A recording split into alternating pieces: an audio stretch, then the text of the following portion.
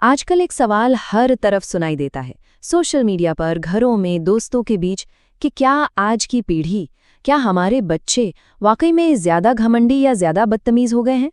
हाल ही में एक viral video ने इस आग में घी डालने का काम किया है। तो चलिए आज इसी सवाल की तह तक जाते हैं। सोचिए, ये शब्द एक 10 साल के बच्चे के हैं और वो ये किससे कह रहा है? कौन बनेगा करोड़पति के सेट पर अमिताभ बच्चन से। जैसे ही ये क्लिप सोशल मीडिया पर आई, वायरल हो गई और लोगों ने तुरंत बच्चे को घमंडी, बदतमीज, पता नहीं क्या-क्या कह डाला। अब देखिए, किसी पर भी एरोगेंट का ठप्पा लगा देना तो सबसे आसान काम है ना? पर क्या बात सिर्फ इतनी सी है, या इस सिक्के का कोई दूसरा पहलू भी है जो पहली नजर में शायद हमें दिखाई नहीं दे रहा? आज हम यही समझने की कोशिश करेंगे। तो आज का हमारा सफर कैसा रहेगा? हम शुरू करेंगे उसी वायरल घटना से, फिर थोड़ा इतिहास में जाएंगे और देखेंगे कि ये आजकल के बच्चे वाली शिकायत कितनी पुरानी है। उसके बाद आज की पेरेंटिंग की अनोखी चुनौतियों को समझेंगे, ये जानेंगे कि सजा देना क्यों काम नहीं करता और एक बैलेंस्ड सोल्यूशन की बात करेंगे। और हाँ, आखिर में हम वापस उसी केबीसी वाले बच्चे पर भी आएंगे।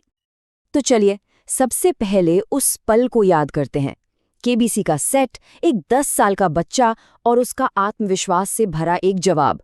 लेकिन इंटरनेट की दुनिया ने उस आत्मविश्वास को तुरंत बदतमीजी का नाम दे दिया, और फिर जो हुआ वो तो हम सब जानते हैं। सारा का सारा ब्लेम सीधा पेरेंट्स पर डाल दिया गया।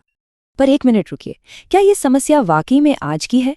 मतलब क्या सच में सिर्फ आज के बच्चे ही ऐसे हैं, या फिर हर पीढ़ी को अपनी अगली पीढ़ी से हमेशा यही शिकायत रही है? चलिए जरा साइकोलॉजी की दुनिया में झांक कर देखते हैं। साइकोलॉजी में इसके लिए एक बड़ा मजेदार टर्म है, किड्स दीज डेज इफेक्ट। इसका मतलब ये है कि लगभग हर पीढ़ी के बड़ों को यही लगता है कि भाई हमारे ज़माने के बच्चे तो ज़्यादा अच्छे थे, ज़्यादा समझदार थे, और आजकल के बच्चे तो बस आप समझ गए। ये एक तरह का मेमोरी का खेल है, एक इल्यूजन है, जहां हमें अपना बीता हुआ कल हमेशा बेहतर लगता है। और यकीन मानिए, ये कोई आज की या कल की बात नहीं है। हम बात करें हजारों सालों की, चाहे वो 700 बीसी का ग्रीस हो, या फिर 350 बीसी में महान दार्शनिक एरिस्टोटल, या फिर 1750 का इंग्लैंड। हर जमाने में बड़ों ने एक ही शिकायत की है, ये नई पीढ़ी तो हाथ से निकल गई। तो ठीक है, ये शिकायत तो सदियों पुरानी है, मान लिया। लेकिन इसका मतलब ये भी नहीं कि आज के पेरेंट्स की परेशानियां झूठी हैं। नहीं, आज का जमाना वाकई में अलग है, और आज के बच्चों के बर्ताव पर असर डालने वाले कुछ फैक्टर्स सच में एकदम नए और अनोखे हैं। जैसे कि ये 6 पॉकेट सिंड्रोम। सोचिए, एक बच्चा है और उसे लाड करने वाले, उसकी जेब भरने वाले 6 लोग हैं। मम्मी पापा और दोनों तरफ के दादा दादी, नाना नानी। जाहिर है उसकी हर जिद, हर मांग पूरी होती है। ऐसे में बच्चे को ये लगने लगता है कि वो ही दुनिया का सेंटर है, जो कि आगे चलकर एक प्रॉब्लम बन सकता है। और भी कई चीजें हैं, जैसे पेरेंट्स का बच्चे को हर बात पर तुम तो स्पेशल हो, तुम तो असाधारण हो कहना, ना बोलने से हिचकिचाना।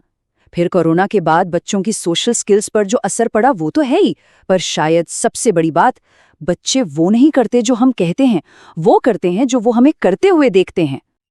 और ये पेरेंटिंग की चुनौती कितनी बड़ी है, इसका अंदाजा आप इस नंबर से लगाइए।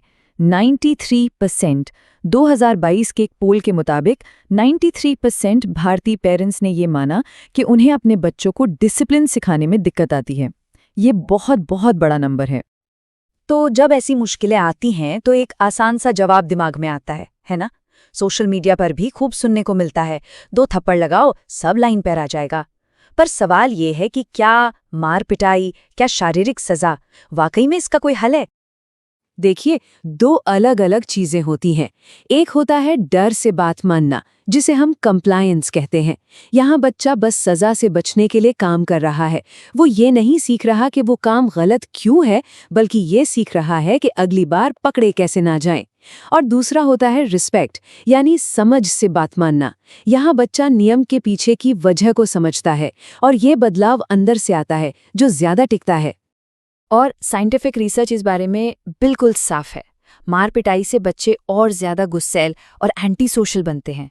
उनका कॉन्फिडेंस टूट जाता है। वो सीखते हैं कि अच्छा, तो जोर जबरदस्ती से अपनी बात मनवाई जा सकती है। और तो और, जिस चीज के लिए उन्हें डांट पड़ती है, उसी को करने की जिज्ञासा और बढ़ जाती है। तो सवाल उठता है कि अगर मारना भी नहीं है और बच्चे की हर जिद भी पूरी नहीं करनी है, तो फिर करें क्या? सही रास्ता क्या है? जवाब इन दोनों एक्सट्रीम्स के बीच में कहीं है। देखिए, पेरेंटिंग के दो एक्सट्रीम छोर हैं। एक है अथॉरिटेरियन, यानी एकदम हिटलर वाला स्टाइल, जहां सिर्फ डर और सख्ताई है, प्यार की कोई जगह नहीं। और दूसरा है परमिसिव, जहां कोई रोक टोक नहीं, कोई नियम नहीं, पूरी आज़ादी। और सच तो ये है कि ये दोनों ही तरीके बच्चे के लिए ठीक नहीं हैं। तो जो बीच का रास्ता है उसे साइकोलॉजिस्ट कहते हैं अथॉरिटेटिव पेरेंटिंग। ध्यान दीजिएगा, ये अथॉरिटेरियन नहीं, अथॉरिटेटिव है। इसका मतलब है प्यार भी है और नियम भी है। आप बच्चे को भरपूर स्नेह देते हैं, लेकिन साथ में क्लियर बाउंड्रीज भी सेट करते हैं। और इसे अपनी जिंदगी में लाने के 4 सिंपल स्टेप्स हैं। नंबर 1, खुद वो बने जो आप बच्चे को बनाना चाहते हैं, मतलब अच्छा बिहेवियर मॉडल करें। नंबर 2, सिर्फ ये मत करो नहीं, बल्कि क्यों मत करो भी समझाएं, लॉजिक के साथ। नंबर 3, घर के नियम एकदम साफ और तय होने चाहिए। और नंबर 4, जो शायद सबसे जरूरी है, कंसिस्टेंसी। नियमों को लागू करने में कभी ढील न दें। तो अब जब हम ये सब समझ चुके हैं, चलिए एक बार फिर से उस केबीसी वाले बच्चे और उस वायरल क्लिप पर लौटते हैं जहां से ये सारी बातचीत शुरू हुई थी। अब अगर हम उस क्लिप को दोबारा देखें तो हमें कुछ और बातें भी नजर आती हैं, है ना? जैसे ऑडियंस हंस रही थी, तालियां बजा रही थी, शायद उससे बच्चे को और शह मिली हो। फिर ये टीवी है, घंटों की शूटिंग में से सिर्फ वही हिस्सा दिखाया जाता है जो सबसे ज्यादा टीआरपी बटोरे। और नेशनल टीवी पर होने का प्रेशर तो सोचिए, किसी बड़े के भी हाथ पैर फूल जाएं। और हाँ, 10 साल की उम्र में ज्यादातर बच्चों को लगता ही है कि उन्हें सब पता है। ये उनकी ग्रोथ का एक नॉर्मल हिस्सा है। तो बात का निचोड़ ये है कि असली सवाल शायद ये नहीं है कि बच्चे घमंडी हो रहे हैं या नहीं। असली सवाल ये है कि हम बच्चों में कॉन्फिडेंस कैसे जगाएं, और साथ ही ये भी पक्का करें कि जब वो अपनी उम्र के हिसाब से गलतियां करें, जो कि वो करेंगे ही, तो उन्हें पूरी दुनिया के सामने शर्मिंदा ना किया जाए। ये एक ऐसा सवाल है जिस पर हम सबको सोचने की जरूरत है।